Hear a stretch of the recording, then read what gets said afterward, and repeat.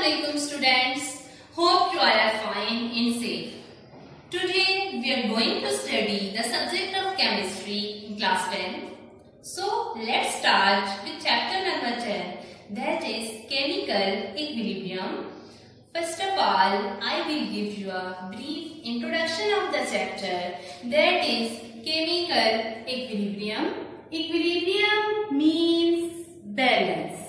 Equilibrium balance को कहते हैं। बैलेंस हो जाना दो चीजों का या तवाज़न में आ जाना से हम तवाज़न भी कहते हैं।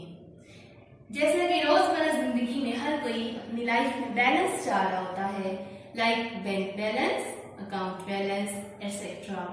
इक्विलिब्रियम को मजीद अच्छे से समझने के लिए हम अपने सराउंडिंग में से एग्जांपल लेते हैं।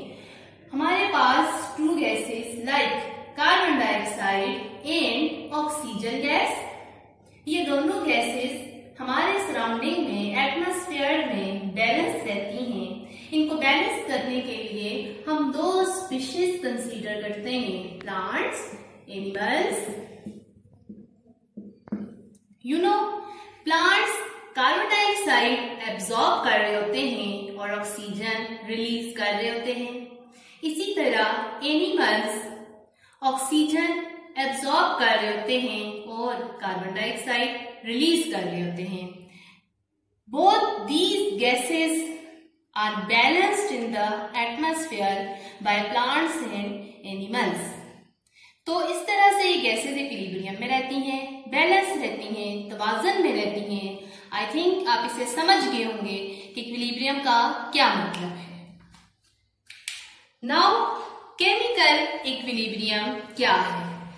जिस तरह से हर चीज तवाज़न में रहना पसंद करती है, इसी तरह केमिस्ट्री में केमिकल रिएक्शन जो है ये भी इक्विलिब्रियम में रहना पसंद करते हैं।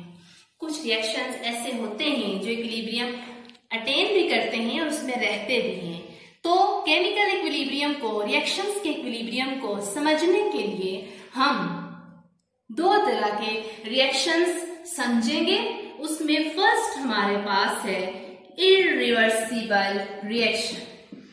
इररिवर्सिबल रिएक्शन, इररिवर्सिबल रिएक्शन को समझने के लिए हम एक एग्जांपल कंसीडर करते हैं। एग्जांपल है हमारे पास 2 mole of hydrogen plus 1 mole of oxygen, they combine to form 2 mole of water. Now these combining chemicals, hydrogen and oxygen, are called as reactants. इनको हम reactants कहेंगे। And resultant जो हमारे पास वाटर मोलिक्यूल बन रहा है, इसे हम products का नाम दे देंगे, reactants and products। अब इरिवर्सिबल रिएक्शन में रिएक्टेंट्स कंबाइन होके प्रोडक्ट बना देते हैं और प्रोडक्ट जो है वो कभी भी डिकम्पोज होकर वापस रिएक्टेंट नहीं बनाते। इसे हम कहते हैं इरिवर्सिबल रिएक्शन। मतलब रिएक्टेंट्स प्रोडक्ट बना देते हैं, बस फाइनल हमारे पास प्रोडक्ट बन जाता है। अब ये प्रोडक्ट कभी भी डिकम्पोज होकर रिएक्टेंट्स नहीं बनाएगा। अंडरस्टैंड?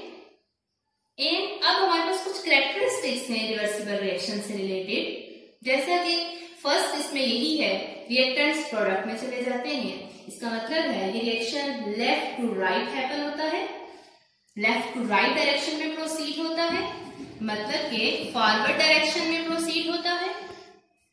सेकेंडली, इस रिएक्शन को हम सिंगल एरो से शो करते हैं। थर्ड, ये रिएक्शन हमारे पास कंप्लीट रिएक्शन होते हैं। Complete reaction in the sense reaction completion की तरफ चले जाते हैं, रिएक्टेंट्स प्रोडक्ट बना देते हैं।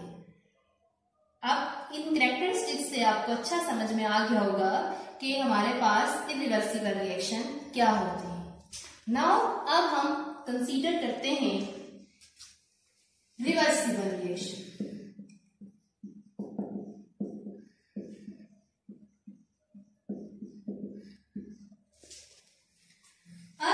रिवर्सिबल रिएक्शन में, रिवर्सिबल रिएक्शन को समझने के लिए भी हम एक एग्जांपल लेते हैं।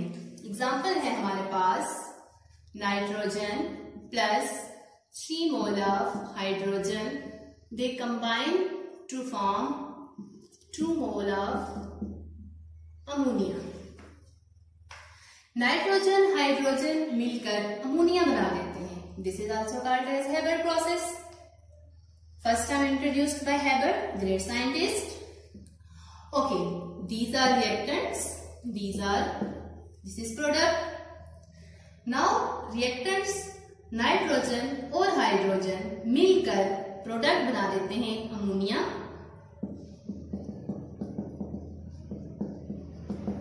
अब जैसे ही अमोनिया की कंसंट्रेशन ज्यादा होती है तो ये अमोनिया अगेन डिकम्पोज हो जाता है. ये क्या हो जाता है? डिकम्पोज हो जाता है. ये डिकम्पोज होके क्या बना देता है हमारे पास? 2NH3 N2 plus 3H2.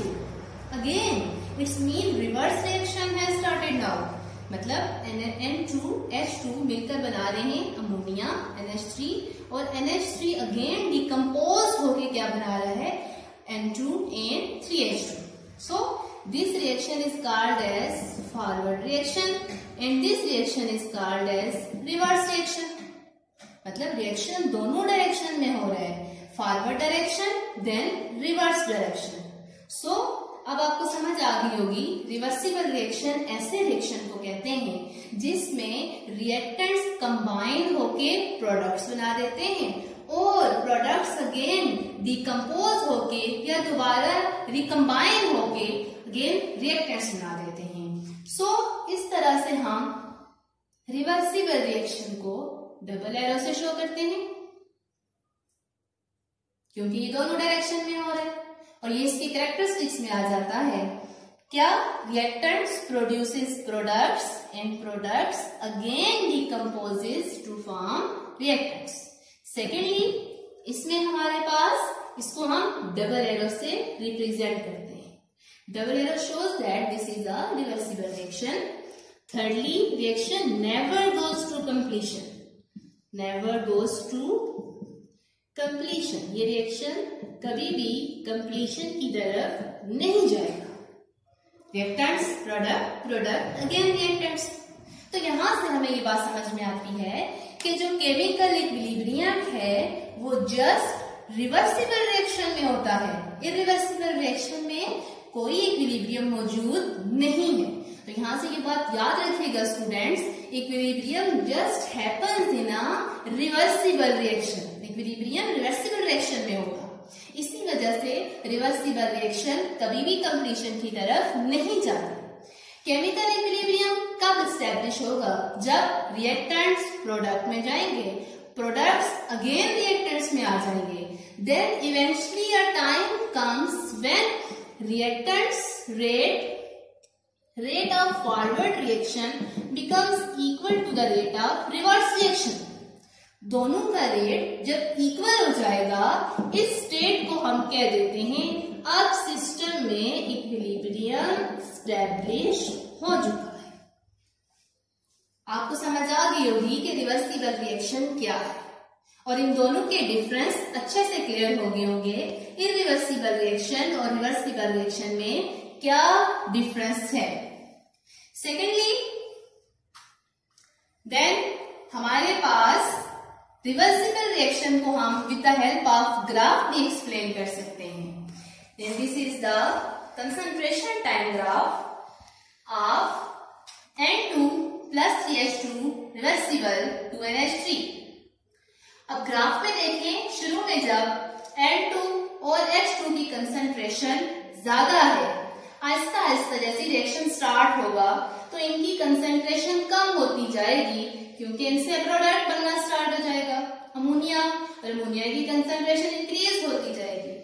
Then a time will come when the concentration of both reactants and products are at the same line. That is called as equilibrium. हम कह सकते हैं कि रिएक्शन ने इक्विलिब्रियम अटेन कर लिया है. तो ये आपको समझ आ गई होगी, इसकी ग्राफिकली भी इसकी रिप्रेजेंटेशन आपको समझ आ गई है. अब लास्ट हमारे पास एक और कॉन्सेप्ट भी मौजूद है जिसे हम कहते हैं static equilibrium and dynamic equilibrium. Dynamic equilibrium. अब जब हम बात करते हैं अपनी डेली लाइफ में इक्विलिब्रियम की, अपने सराउंडिंग में समटाइम हम बात करते हैं, फिजिकल फिनोमेना में बात करते हैं, तो वो हमारे पास कुछ स्टैटिक इक्विलिब्रियम की एग्जांपल्स आ जाती हैं। Like look at this building. अब बिल्डिंग में देखिए आपको स्टैटिक इक्विलिब्रियम में नजर आएगी।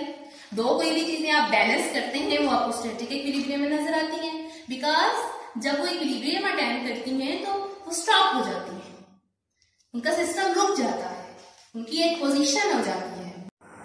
But in case of dynamic equilibrium reaction never stop. यहाँ पे रिएक्शन की एग्जांपल लें N2 + 3H2 रिवर्सिबल 2NH3।